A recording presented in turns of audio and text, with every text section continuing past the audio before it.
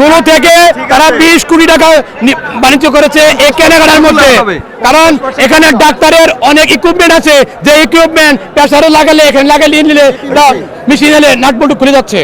এগুলা দুর্নীতি এবং কি ওজন মাপার মেশিন একজন লোক দাঁড়ালে ব্যাংকে পড়ে যাচ্ছে।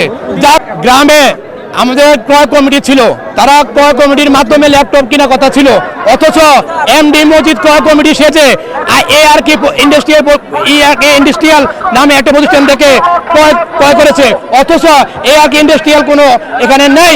তারা এখান থেকে 30 থেকে 35,000 টাকা সেকেন্ড হ্যান্ড ল্যাপটপ, যেটা 8GB 4GB র্যাম বাড়িয়ে মডিফাই করে আমাদেরকে হাতে তুলে দিয়েছে, যার কোনো ভিত্তিহীন।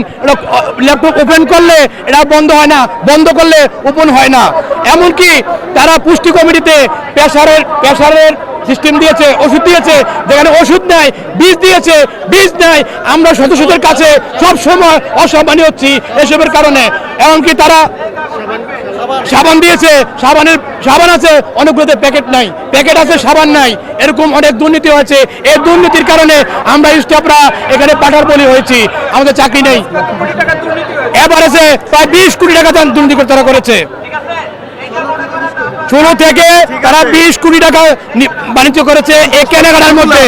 কারণ এখানে ডাক্তারের অনেক ইকুইপমেন্ট আছে, যে ইকুইপমেন্ট প্রেসারে লাগালে এখানে লাগালে নিলে মেশিন এলে নাটবল্টু খুলে যাচ্ছে।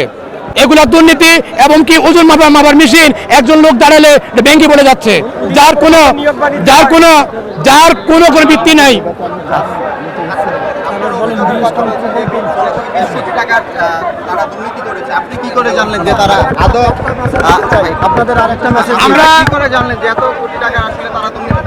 আমরা শুধু একা নয়, হেড অফিসের অনেক লোকে আমাদের সাথে আন্দোলনের সাথে জড়িত, তারাও বলেছে।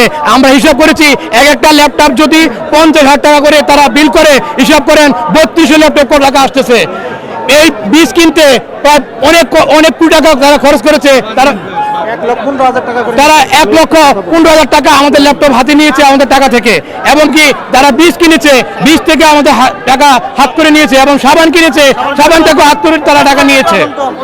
হচ্ছে আমাদের এখানে যারা আছি, আমাদের এই প্রকল্পকে আরো মেয়াদ করতে হবে এবং আমাদের বেতন কাঠামো ঠিক করতে হবে। ভবিষ্যতে আমাদের প্রকল্প না পাওয়া পর্যন্ত সবাই আমাদেরকে এখানে থাকতে হবে এবং আমাদেরকে বোনাস দিতে হবে। আমাদের কোনো বোনাস নাই, কোনো ইনক্রিমেন্ট নাই, আমাদের কোনো বেতন দিচ্ছে, অথচ তারা লক্ষ লক্ষ টাকা বেতন নিচ্ছে এখান থেকে। এখন আমাদের দাবি একটাই, আমাদেরকে এখান থেকে সবাইকে প্রদান করতে হবে এবং নতুন প্রজেক্ট না পাওয়া পর্যন্ত আমাদেরকে সকলকে এখানে এই প্রজেক্টে রাখতে হবে এবং সাথে সাথে এই এমডি চেয়ারম্যানের আমরা পদত্যাগ চাচ্ছি।